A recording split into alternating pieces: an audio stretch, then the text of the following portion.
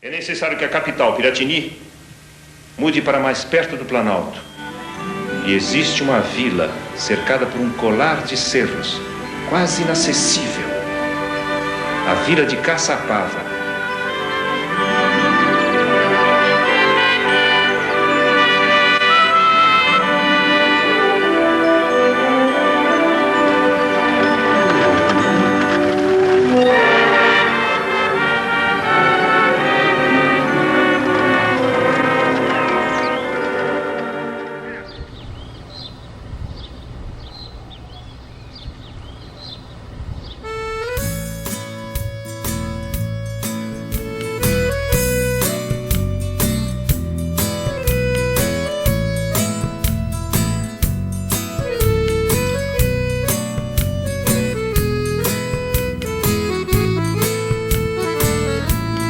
Piratini, capital da República Rio-Grandense desde novembro de 1836. Além de cada vez mais assediada pelas forças imperiais, passou a ficar distante das operações militares.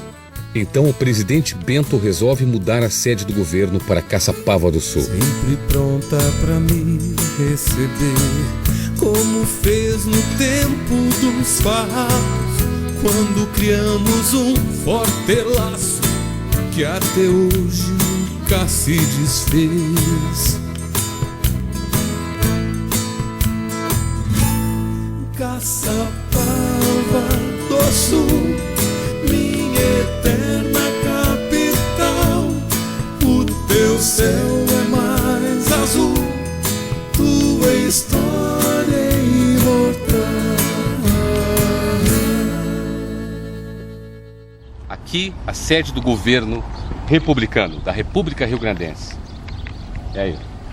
Esse prédio aqui, Bento Gonçalves despachava os documentos, as decisões que eram tomadas.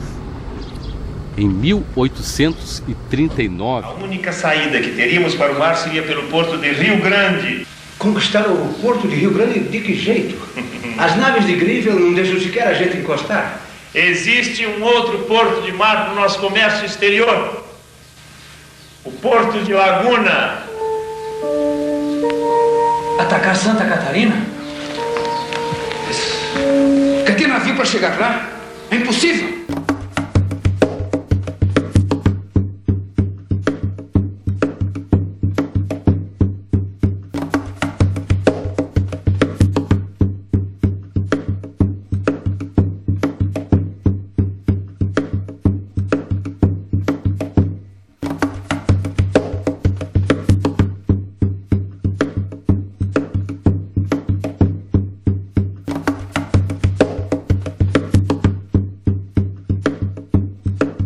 Com muito prazer encontrei Euclides Torres, grande conhecedor da passagem farrapa em Caçapava. O que vocês veio fazer nessa metrópole? A gente veio visitar a segunda capital da República Rio-Grandense. É muito oportuna a vinda de vocês hoje. Nós comemoramos assim a Revolução Farroupilha, 11, 10 dias aqui, de desfiles, de festas e só festas, e o patrimônio histórico da Revolução Farroupilha, a memória gaúcha está... Olha o que eu vou te dizer, aquilo lá é a casa dos ministérios da Revolução Farroupilha. Quando foi a segunda capital, aqui foi o auge, aqui foi quando os farroupilhas estiveram no auge. Porque ali nos fundos daquele prédio onde era a tipografia desse jornal. Quase todo ele foi impresso em Caçapava.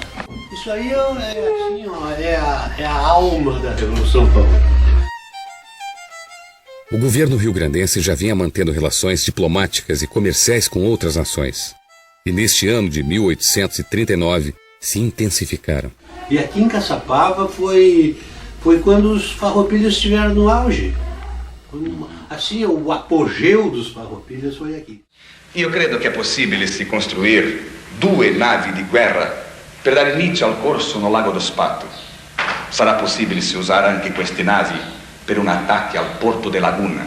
Sì, enquanto Giuseppe constrói os navios, io vado a Montevideo a contratar uns marinheiros. Existem 3 casas principais naquela região.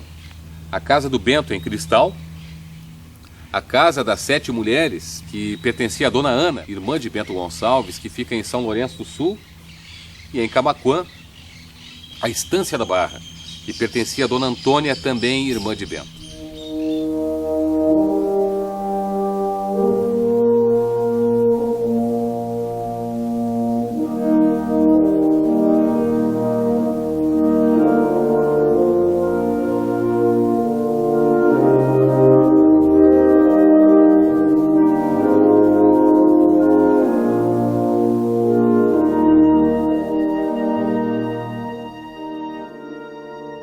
O grande farroupilha Domingos José de Almeida um dia disse: as senhoras riograndenses aos seus compatriotas excedem muito em virtudes morais e cívicas.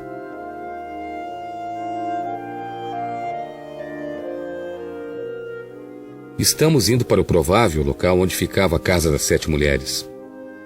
Durante um período de guerra e atribulação, aqui ficaram mulheres da família de Bento, na companhia da angústia e da saudade.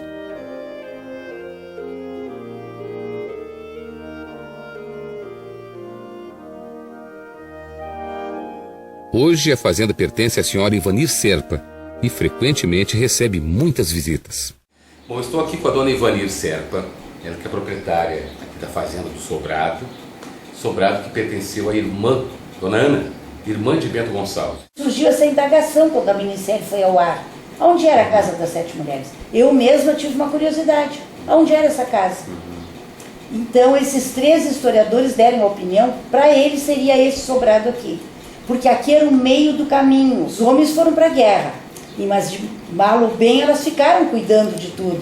Então, para elas se reunir numa casa, aonde era mais fácil? Era o meio do caminho, que é aqui. Aqui é exatamente a metade, entre Pelotas e Camaquã, é o meio. A senhora acredita que mostraram na Casa das Sete Mulheres, por exemplo, que ficavam com roupas bem decotadas, assim, as mulheres? Você acredita que isso acontecia naquela época? Não, isso não acontecia, não. Então a Globo mostrou errado. Mostrou errado. É que a Globo, eu falei isso pro Werner, a Globo, eles querem mostrar coisas bonitas, né? Aquelas mulheres lindas, tanto o homem como a mulher, usavam o corpo coberto. Sempre a manga comprida no calor e no frio. Se o homem ia na rua, ele colocava um chapéu para proteger o rosto, né? Porque o resto é só as mãos, tapava tudo, né? Camisa fechada, comprida e a calça comprida. Quando se fala da tradição riograndense, se fala de conduta, de valores, e não só de folclore. As sobrinhas do Bento se bobeando para os imperiais, você acredita nisso? Não, aquilo não é verdade, né? Eu acho que não, eu acho que aquilo não é verdade. A mulher vivia mais dentro de casa, né? Lendo, tocando piano. Elas eram cultas, elas falavam 3 línguas, né? Elas falavam o português mais o português de Portugal. Falavam o latim por causa da Igreja Católica e eles falavam o francês por causa da nobreza. Quem era nobre era obrigado a falar o francês. E a novela foi linda, né? A minissérie, eu achei, foi muito, muito bonita. A gente vê como as pessoas gostaram, né? Porque aumentou aqui, assim, a visita, as pessoas querem saber o capítulo que aconteceu aqui, porque a escola ensina pouco sobre a Guerra dos Farrapos, né? Muito pouco. Não está incluído, eu acho, na escola, sei lá por que ensina tão pouco. Mas foi uma pena que teve uns erros graves, né? A senhora Ivanir Serpa nos conta muitas histórias daquela época. Os 10 anos de guerra, eles se reuniram sempre nessa casa aqui. Todo o comando da guerra, Bento Gonçalves, Giuseppe Garibaldi, General Neto, Gomes Jardim, todos que comandavam a guerra. Quando eles queriam combinar um rumo que eles iam dar na guerra, eles vinham para cá, porque aqui era um ponto estratégico fácil de chegar. Eles se reuniam sempre numa sala lá em cima, que nós podemos olhar depois. Claro. Sempre na mesma sala, olhando para a Lagoa dos Patos, que está para lá, porque a lagoa era a grande estrada deles.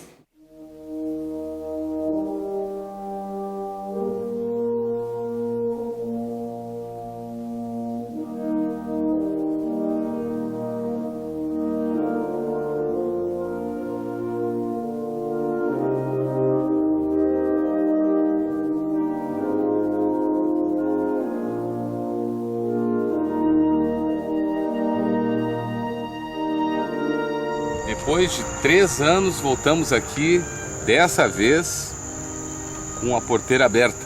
Então vamos conhecer a casa de Bento Gonçalves. Bento arquitetou os planos para a Revolução Farroupilha aqui, em sua morada. Aqui era o lugar de refúgio do Bento. Ele sempre manteve um vínculo com esse lugar. Para quem visita também sente essa presença, né, do Bento no seu território. O Bento, então, aos 16 anos de idade, vem para cá. Depois ele constrói toda a sua história, a sua história pública, a sua história militar, política. Mas ele sempre manteve um vínculo com esse lugar. Essas pedras aí, segundo consta, né, são originais da época mesmo em que viveu Bento Gonçalves. Essas pedras são de um anexo que foi feito na casa de Bento. A casa do Bento, na realidade, era mais para trás. Então é importante mostrar o rio, né? O rio foi o meio de navegação, até porque naquele período que a família portuguesa chega aqui não existia estradas, então o caminho era o rio. Tu acha que a terra absorve e fica um pouco assim da alma do... Fica porque a gente sente isso. Ele conseguiu juntar um dinheiro ainda lá em Jaguarão, na fronteira, e ele comprou essas terras aqui do irmão.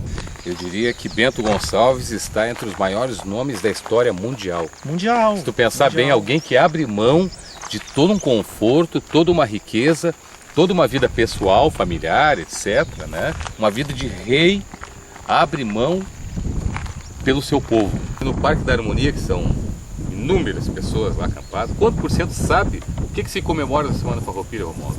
Ah, pois é. Já fizeram uma reportagem sobre isso, né? Aí não chegaram a 1%, né, cara? Nós temos que resgatar Artigas. Quem foi Artigas? Porra. Olha, tio. Artigas é um elo que não pode faltar dentro da nossa história. Senão nós não compreenderemos a nossa história. A influência de Artigas tocou dentro do Gonçalves. Então, para quem visita também sente essa presença, né, do Bento no seu território. Muito estranho. Quem entende de... Bom, não sei se tu vai explicar isso aí. Não, só sei que está dizendo que um dia chuvoso, o ex-secretário Jesus, o secretário aqui do parque, presenciou um momento inexplicável em que o espelho do banheiro masculino caiu e se quebrou no formato do mapa do Rio Grande do Sul. E aí? Realmente... Talvez seja uma resposta. Uma resposta do desejo do Bento ainda, de um Rio Grande do Sul. Nossa. Quem sabe, né? Eu entendo que deveriam concentrar forças em São José do Norte, mas a cidade escolhida foi Laguna, em Santa Catarina. Eu fico aqui, na região central, socorrendo as forças em Rio Pardo e em Porto Alegre. E qual vai ser a minha missão? Conservar o domínio sobre Rio Pardo até Cruz Alta e São Borja, os campos de Soledade até a divisa com São Paulo e a vila de Lages. Mas, general, e quanto à Laguna? Vossa Mercê vai ter importante papel sob as ordens de Canabaro. Organize um esquadrão de lanceiros com os escravos que fugiram do inimigo. Então, Canabaro, Vossa Mercê atacam por terra. Enquanto isso, aqui, o capitão Garibaldi... Enquanto a vossa cavalaria chega à Laguna, io vado a attaccare com as minhas naves de guerra per il mare.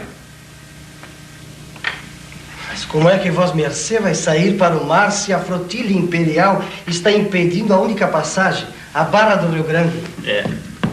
Questa è la mia sorpresa. As minhas naves de guerra não vão viaggiare per l'acqua, vão viaggiare per la terra. Por terra? Sì. Io navego na lagoa até il sacco di Capivari. Lá se junta os boi di carro di tutta la regione. Io colloco os navios in cima di roda grandi, roda di carreta, e levo os barcos até il rio Tramandai. É molto facile. E Vossa Mercê acha que é possível carretear os lanchão?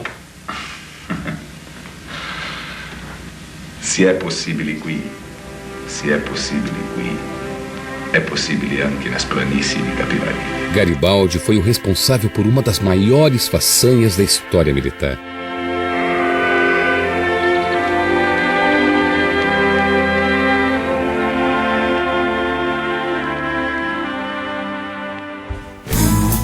Longínquo do extremo sul da América, paisano vindo de uma escola itálica. Assim falavam os índios, guerreira e anguera, nada merovíndio. Quem era esse guera? Logo se entrosou com a peonada guapa. Republicano sou, mas de luta armada. À beira do Camaquã, onde mantínhamos o nosso pequeno arsenal e de onde partia a flotilha republicana, moravam instaladas numa imensa área todas as famílias dos irmãos de Bento Gonçalves, bem como seus parentes de grau mais distante. Hospedamos-nos nas estâncias de propriedade de Dona Ana e Dona Antônia, irmãs do presidente. Vendo? Nós estamos indo, eu diria, para uma descoberta histórica. Olha, estou surpreso porque, sem querer, estamos acertando. Talvez ninguém tenha conseguido descobrir que o estaleiro do Garibaldi, digamos assim, oficialmente ficou por aqui. Mas o de verdade, que é para onde nós vamos agora. Teve manha, fez com sua estampa a maior façanha, com 2 navios pelo Pampa, uma viagem lúdica, naufragou sua escuna. Foi-me então atribuída a missão de armar 2 lanchões que se achavam à beira do Camaquã, rio paralelo, quase paralelo ao canal de São Gonçalo, e que, como este, desemboca na Lagoa dos Patos. A vida que levávamos era uma vida sem remanso e repleta de perigo, mas ao mesmo tempo fascinante, pitoresca, em harmonia com meu temperamento. E não éramos simplesmente marujo, éramos, quando preciso, cavaleiros. Aí virou em mato, mas era aqui, ó. Aí tinha um figueiredo. Quer dizer que nesse local que nós estamos, o Giuseppe Garibaldi vivia construindo os barcos aqui. Achava que era lá, e eles trouxeram então um estaleiro para cá. Ao chegarmos em Camaquã, encontramos um americano chamado John Griggs, morador da fazenda de Bento Gonçalves. O primeiro responsável pelo estaleiro aqui não foi o Garibaldi, foi o John Griggs. Griggs, é o João Grande. Que tinha o apelido de João Grande. João Grande. Porque era magro e alto. Né? Ouviu falar desse João Grande aqui ou não? Não, esse não ouviu falar. E estava demorando muito a construção dos barcos. Então o Garibaldi estava aparecendo, né? E chamaram o Garibaldi. O Garibaldi deu um jeito aí, mais rápido, em questão de meses. Então ele conseguiu pôr na água os barcos que estavam sendo planejados, que era o Ceivalo e o Rio Pardo. Ia-se buscar a madeira de um lado e o ferro do outro. 2 ou 3 carpinteiros talhavam a madeira enquanto um mulato forjava o ferro. Meu pai contava que a madeira foi tirada dos matos que eles traziam de carração de boi. A madeira para construir os barcos aqui. Vinha dos matos aqui. Que tipo de madeira era? Olha, dizem que era angico, cedro e outras madeiras de madeira, tudo madeira de lei, né?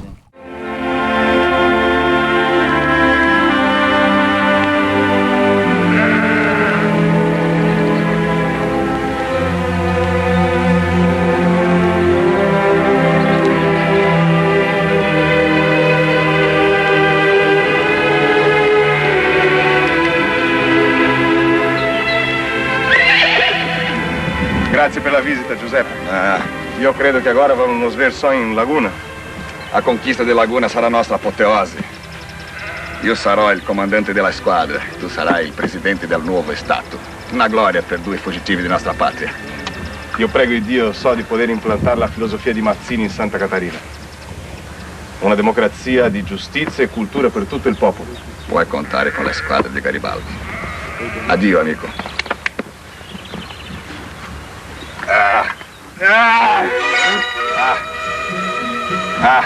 Luigi. Secondo informazioni confidenziali, Laguna è una terra di bellissimi ragazzi. Belle donne! O Garibaldi ferveu muito aqui com as mulheradas? Ora. Quem contava? Alguém contou alguma história? Aí não. Seu avô não falava não, isso aí? Não falou nada. Isso. Acip ad hoc ilum domini e misericordiam tuam. Posso dizer em latim? Por favor. Accipe ad hoc ilum domini in misericordiam. Estão vindo da entrada, o que está entrando lá? Controle dos barcos imperiais. Mas lá na distância não dá para ver? Não dá, já vai olhar para o outro lado. Aqui, enxerga direitinho onde está saindo lá. Ó. Aqueles arredados, vai 2 metros, tem que enxergar. Acho que partiram completos, organizados. Abastecer o Rio Pardo e o Seival, né? O Seival. Garibaldi afirma isso em Memórias, dizendo: eu capitaneei o Rio Pardo. E há uma confusão generalizada, é que nossos autores parece que não fazem o que nós estamos fazendo hoje, chegando no local exato. Bellissimo trabalho, Giuseppe. Allora vai informare il nostro presidente que as naves de guerra estão prontas para defender Lozio. Aqui ficava o estaleiro. Aqui, provavelmente, eles abasteceram os barcos e seguiram rumo a Capivari, na maior façanha da Guerra dos Farrapos. Garibaldi, o Rio Pardo e o Seival. Tchau, estaleiro. Como é que é, Fábio? Dando um tchau, estaleiro do Garibaldi e demais companheiros valorosos que fizeram esta página inédita em muitas histórias do mundo afora. Com 2 navios pelo Pampa, numa viagem lúdica, naufragou sua escuna. Partiu Garibaldi com o Rio Pardo e o Seival rumo à tomada de Laguna. E nós vamos em direção a Capivari agora. Andiamo, ragazzi! Lembrou que em alto mar viu na costa 2 faróis, mas era o brilho do olhar que mais parecem 2 sóis.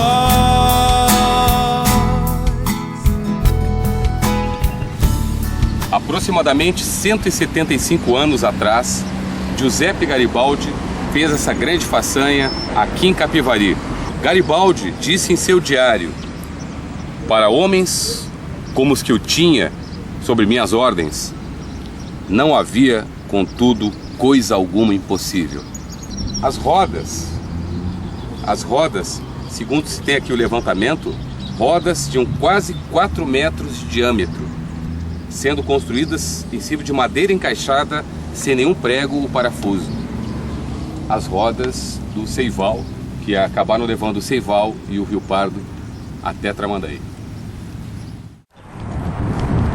Bom, nós estamos indo em direção ao local onde chegaram os 2 barcos, Seival e o Rio Pardo, o Garibaldi, para ir em direção a Tramandaí. Estou eu, o prefeito Marco Antônio e o Jair. É uma expedição.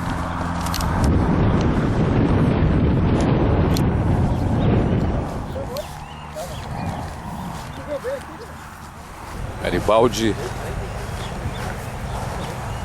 veio navegando o rio Camaquã até chegar na Lagoa dos Patos. Ele usou tudo que tinha de água possível até chegar aqui em Capivari. Sorte que a bota é boa. Tem frio água. Até agora nada. Uma verdadeira expedição. Dentro do rio que está aqui atrás, foi colocadas as rodas nos barcos. Houve toda uma situação de fabricação das rodas. Foi um tempo que esteve aqui essa expedição em Capivari, até fabricar as rodas, até colocar embaixo dos barcos, até reunir a boiada. Eu tenho uma bússola aqui que ela indica pelo que eu tô vendo, me consta aqui, o norte para lá, o sul para lá. Então se o norte é lá, nordeste é mais ou menos dessa direção. Isso. Garibaldi descreve no seu diário que foi a nordeste, correto? Que é o caminho para Tramandaí. Exatamente. Exatamente isso, nordeste, né? Nordeste. Então fecha com a bússola, a imagem que nós temos aqui, ó, exatamente, ó, nordeste, que vai sair em Tramandaí. E ele fala que o local que ele colocou da água para a terra, os barcos, ficaria a noroeste, se não me engano, de Rio Grande. Teoricamente, Rio Grande seria o sul para lá, né? Noroeste.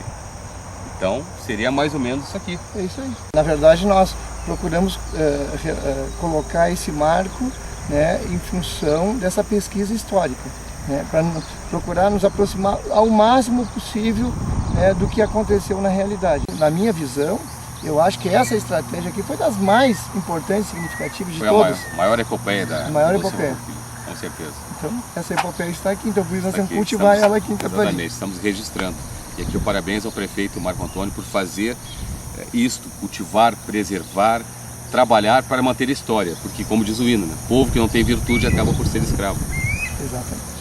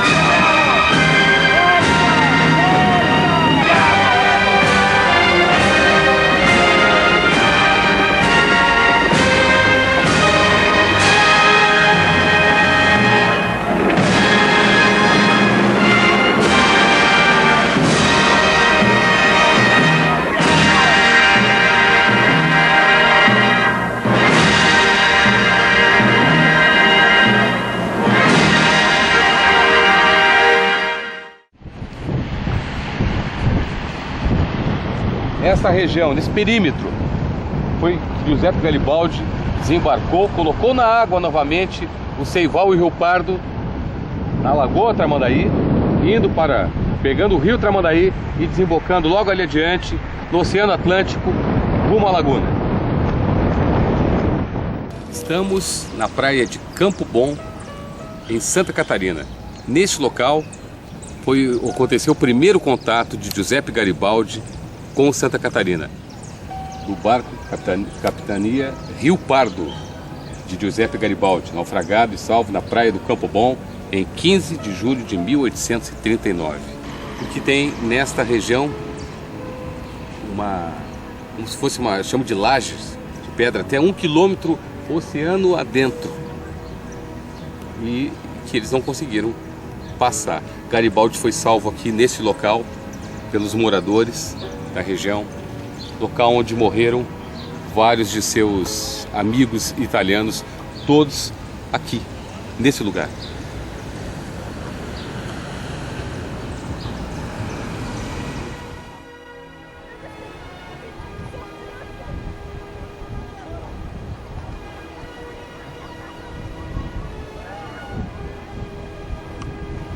Aqui o encontro do mar com a Barra do Camacho. Foi exatamente neste local que Giuseppe Garibaldi, com o Ceival, vindo de Jaguaruna, entrou para atacar Laguna por trás. Ele passou exatamente nesse local, onde se encontram essas águas aqui da Barra do Camacho com o Oceano Atlântico.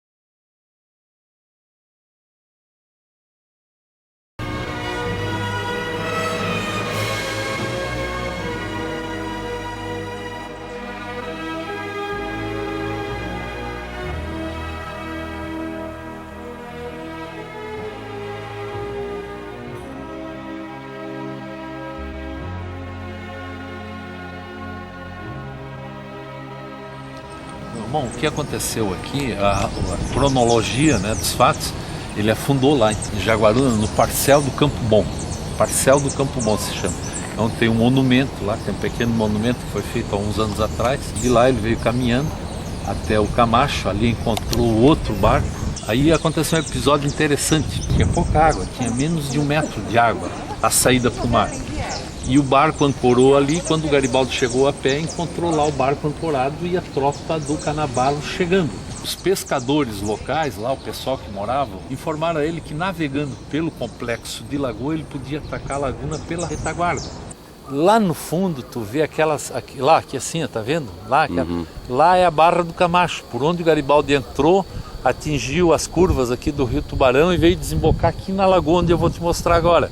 Entrou por trás da flotilha imperial. Mais ao sul, uns 3 quilômetros ao sul, tem a Barra do Camacho, que é o canal que liga as lagoas, esse complexo de lagoas que tem aqui à nossa direita, ó, liga ao oceano. Eles tinham que botar o barco para dentro porque não tinha calado, não tinha água suficiente. O Coronel Capote comandou a descida dos soldados lajeanos, dos farrapos lajeanos, botou os homens dele dentro da água e empurraram o barco com ombro e com alavancas, empurraram para dentro da lagoa, passando aquele trecho de areia. Foi aí que o Canabarro, vendo aquilo, gravou para a história a expressão: esses lajanos são verdadeiros bois de bota.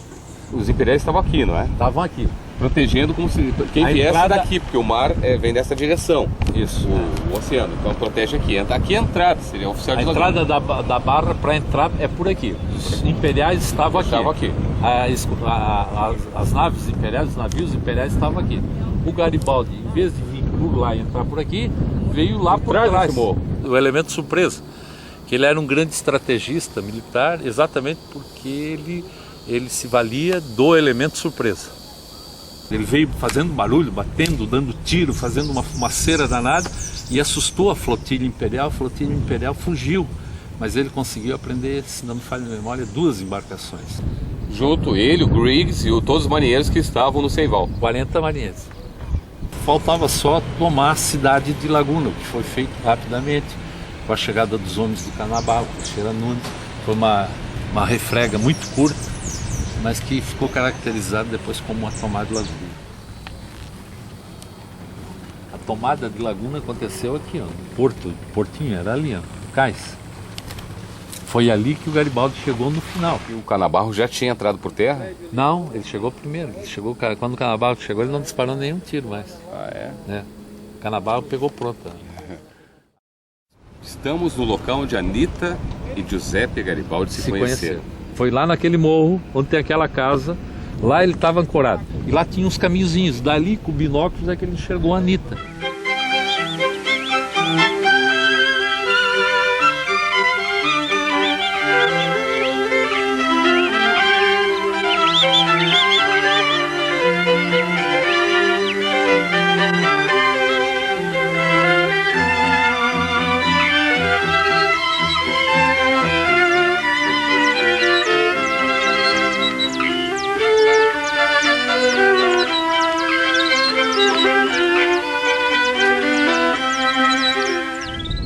Aí o fato, o que aconteceu? O Garibaldi, carente, como eu já falei, tinha perdido os companheiros italianos, procurava uma companhia, viu aquela mulher na luneta diversos dias a fios. Alguns dias depois ele se encorajou.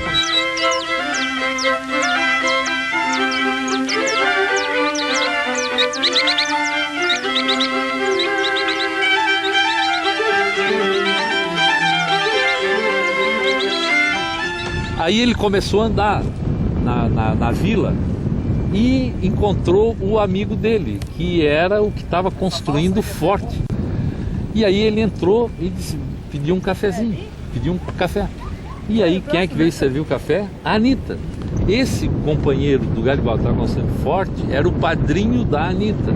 E a Anita vinha passear na casa dele porque ela já morava sozinha, ela vivia sozinha, o marido dela já tinha abandonado. E quando ele viu a Anita, era a mulher que ele tinha visto. Foi uma surpresa para ele. Coincidência. Mudaram o nome de Laguna para a cidade de Juliana. E proclamaram a República. O padre Cordeiro é o presidente, mas diz que quem manda mesmo é um tal de Rossetti.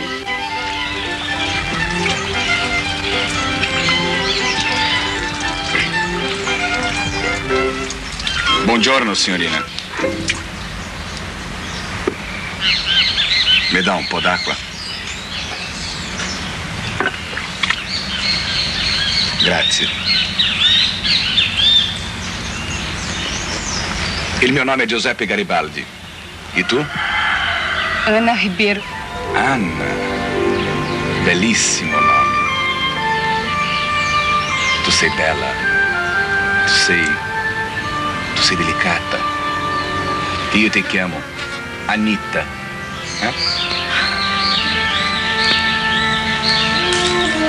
Grazie. Per favore. Io levo. Anita. Io sono nato in Italia, ma sono riograndense di cuore. Continentino. Farroupilha de corpo e anima. Mais uma que se passa pelo lado dos anarquistas. Pouca vergonha, Josefa. São mesmo umas pecadoras. Se apaixonar por esse gaúcho.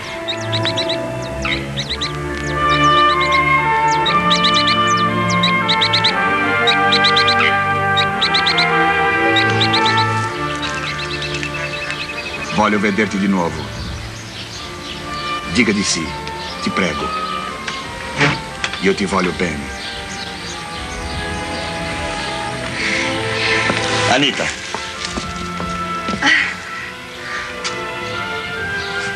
Io ti voglio per me. Tu deve essere mia. Tu deve essere mia.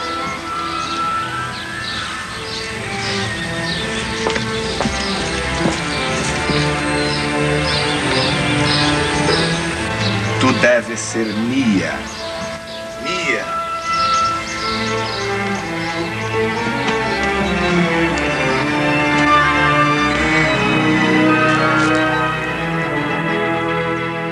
Depois deles tomarem Laguna, isso foi no dia 22, a tomada de Laguna. No dia 29, o Canabarro, que era o comandante das tropas de ocupação, mandou um ofício para a Câmara se reunia aqui em cima era a Câmara e embaixo era presídio.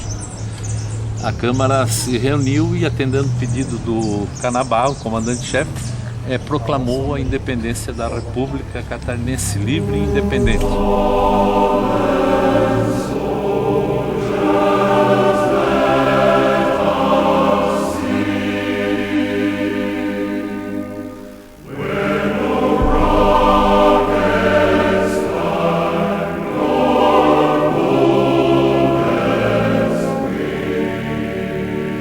Daqui se governava a República Catarinense. Daqui se governava a República Catarinense. Daqui foi feita a proclamação. Dia 29 de julho de 1839.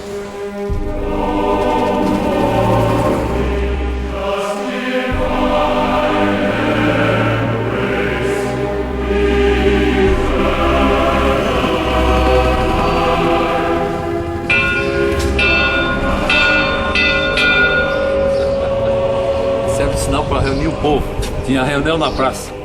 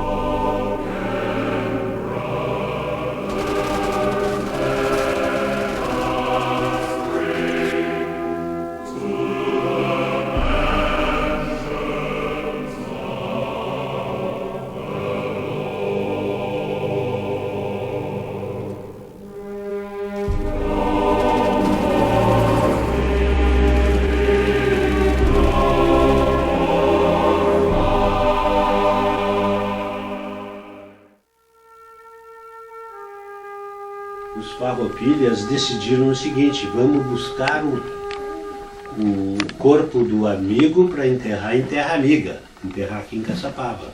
E fizeram isso. Trouxeram, foi um grupo de cavalarianos, levaram 7 dias trazendo os restos mortais do general Lima e Silva para Caçapava e enterraram num cemitério.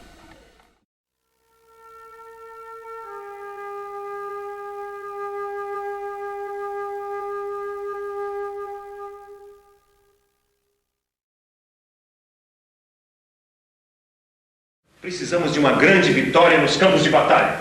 Por isso, vou me dedicar exclusivamente à chefia do Exército. Neste momento, eu passo a presidência da República Rio-Grandense ao senhor vice-presidente José Mariano de Matos. Excelência, vamos desfechar uma grande ofensiva contra as tropas imperiais. Sou apenas o terceiro vice, Excelência. O primeiro vice-presidente se encontra em Cachoeira. Não há tempo a perder. Assuma já. Mas, Excelência...